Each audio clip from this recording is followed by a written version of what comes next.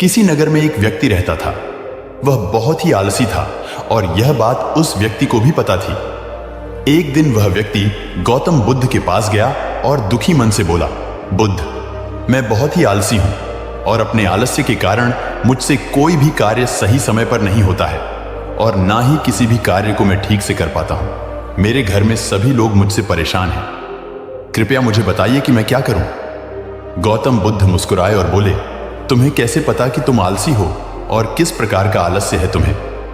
उस व्यक्ति ने कहा, मुझे तो यह ठीक से नहीं पता कि आलस्य वाकई में क्या होता है, लेकिन यह जो भी है बहुत बुरा है। गौतम बुद्ध ने उस व्यक्ति से कहा, आलस्य एक मानसिक अवस्था होती है जो एक विचार है, एक भाव है जिसे इंसान अपने अंदर लाता है। मनुष्य को दो प्रकार से आलस्य आता है, पहला शारीरिक और दूसरा मानसिक। शारीरिक आलस्य का कारण भोजन है।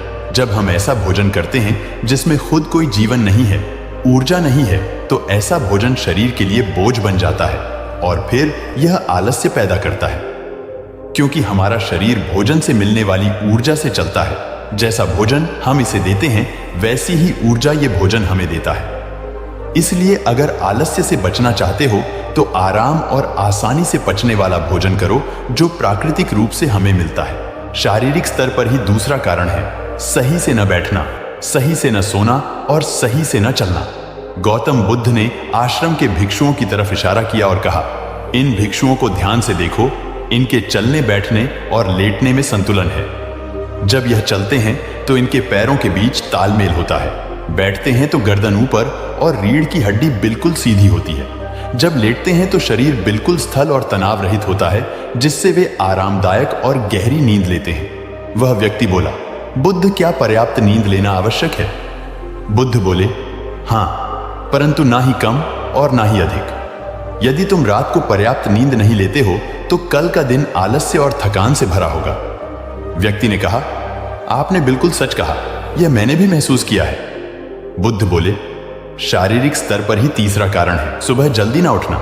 सुबह जल्दी तभी उठ पाओगे जब तुम रात को सही समय पर सोओगे। इन आश्रम के भिक्षुओं को देखो, इनके रात का सोने का समय निश्चित है, तभी यह सब सुबह जल्दी उठते हैं। हर एक भिक्षु का अनुशासन होता है और वही इनके जीवन में संतुलन लाता है। इंसान अनुशासन को एक बंधन समझता है, लेकिन यह सच नहीं है। अनुशासन हमें बांधता नहीं बल्कि आजाद करता है। बुद्ध ने व्यक्ति से कहा, यदि तुम आलस्य से बचना चाहते हो तो एक निश्चित दिनचर्या बना लो। वह व्यक्ति बोला, बुद्ध, लेकिन शुरुआत कहां से करें? चलने से, बैठने से, लेटने से या सुबह जल्दी उठने से? बुद्ध बोले, इसी समय से। अभी तुम जो भी कर रहे हो उसे बिल्कुल ध्यान से करो। अब तुम मन के स्तर से आलस्य को समझो। मानसिक स्तर का पहला कारण है जब हम किसी कार्य को करने के लिए खुद को काबिल नहीं समझते तो हमें आलस्य आता है, क्योंकि हम उस कार्य को पहले भी नहीं कर पाए थे।